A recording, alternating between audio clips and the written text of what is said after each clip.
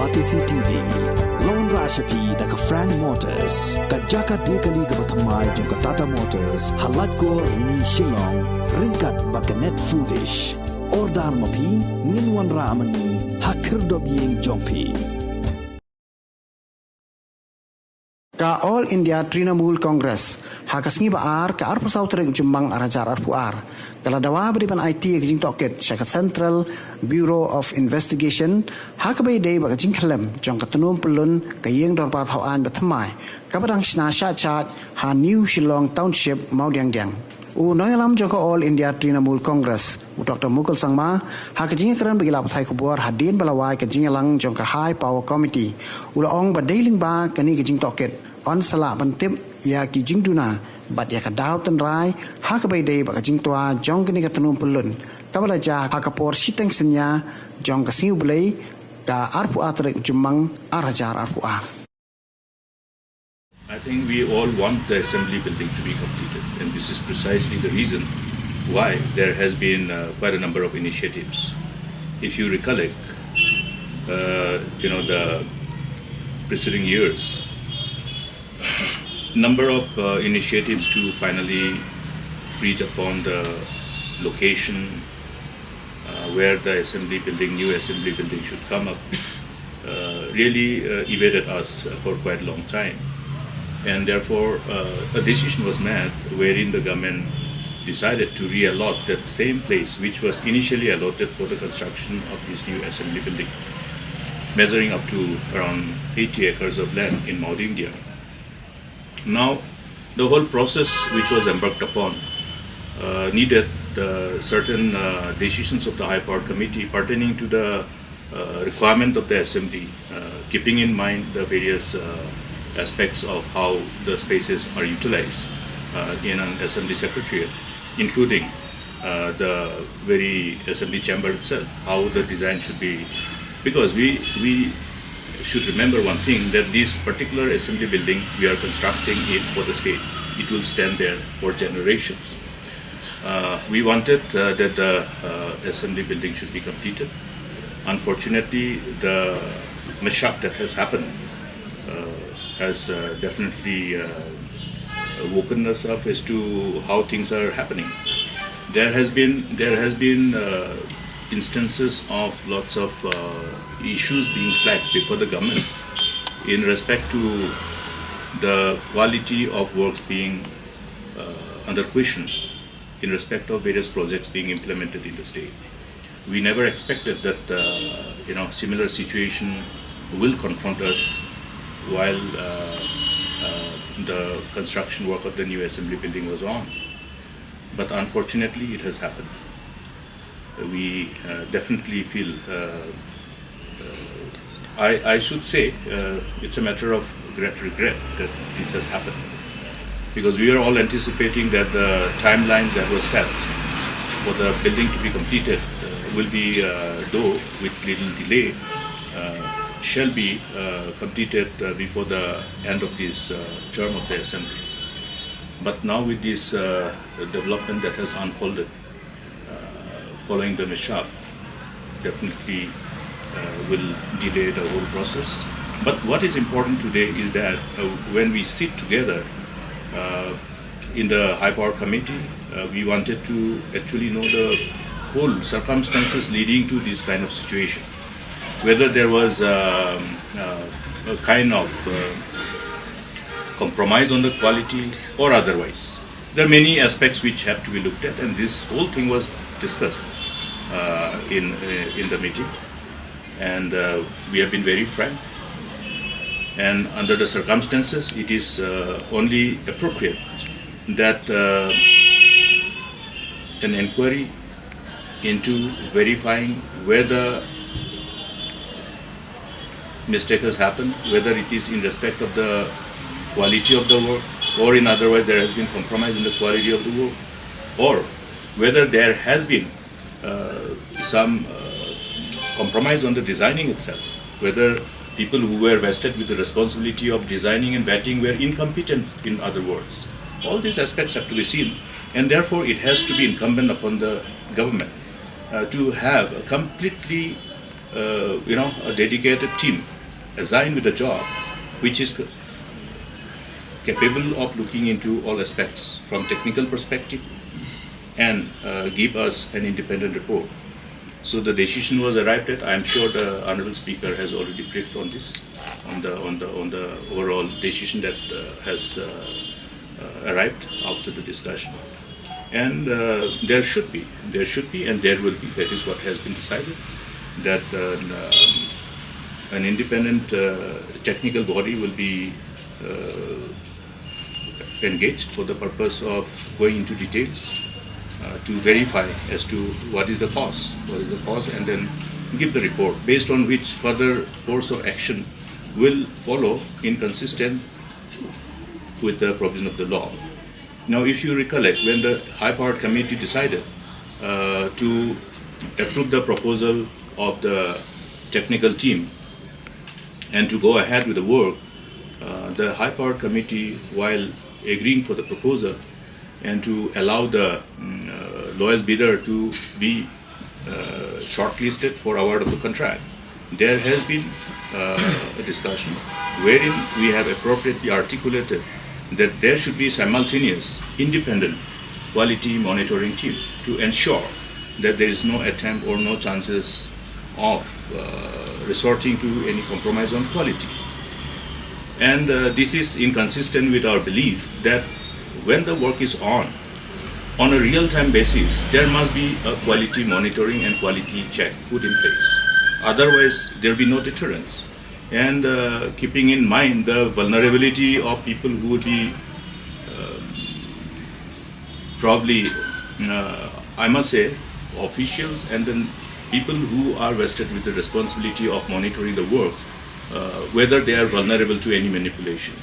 All these things are required to be understood, and therefore a system which itself is capable of deterring is needed. But however, this part seems to have been missing. If you recollect, on the day when after the High Power Committee met, I have also shared with the media that we have put in place the felt need of ensuring that there should be an independent quality monitoring team who should be able to, as the work progresses, will be able to really monitor the work both in terms of progress, so there is no scope for time overrun and therefore cost escalation, and at the same time ensuring that the quality of the work is ensured as per the benchmark incorporated in the DPR. Now that this something which should have happened has happened. The law of the land should be really followed. I have suggested that the transparency that is required, even in the process of this investigation and quality auditing, will have to be done properly. There are already set guidelines. The CBC guidelines are there. All the agencies under both union government and state government are supposed to adhere to these guidelines. These guidelines are designed and formatted in order to ensure that there is no scope for any manipulation. Manipulation in respect of even incorporating any faulty clause which will give a disadvantage to the government, and at the end of the day will allow the builders to exploit those clauses at the cost of the state's interest. Therefore, even when we proceed further now, there has to be transparency, and all the procedure that is required to be adopted by PWD building has to be in conformity with the CBC guidelines. See, when we talk about the overall binding responsibility of any implementing department to follow transparency and CBC guidelines, it includes the need to follow a process which is considered transparent and in conformity with the CBC guidelines from the day one they embark upon implementation of the program. Now, as they started initiating the implementation, the department has gone ahead with the appointment of design and consultants, architectural consultants. Now, what are those procedures? Whether the CBC guidelines have been followed or not. Because here the question is whether there was a problem with the design or whether in the quality of the work. We cannot jump into conclusion unless we have the report before us, which should be an outcome of the appropriate technical assessment to verify as to what has gone wrong. Okay. Now, here I'm afraid because it's very complex. It's very complex. You also will have to look at. That's why I'm talking about CVC guidelines. You must be able to determine the credentials of the people whom you are employing. You know, credentials pertaining to how they have performed in the past.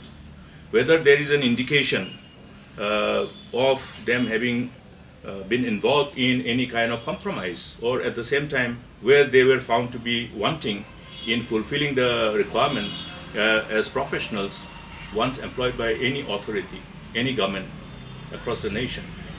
Now here a matter of concern, because we wanted to know who was the designer and consultant in respect of this work, because here after this mishap,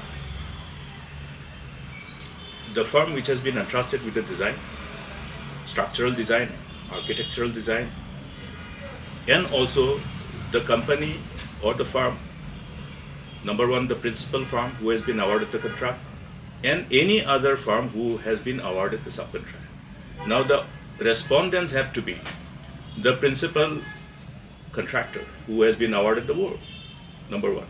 And another part is the consultant who have been, as today we were told, appointed as the consultant for all design and structural design, etc., etc. I'm a little bit perturbed because I have done a little bit of homework to find out immediately after what has happened.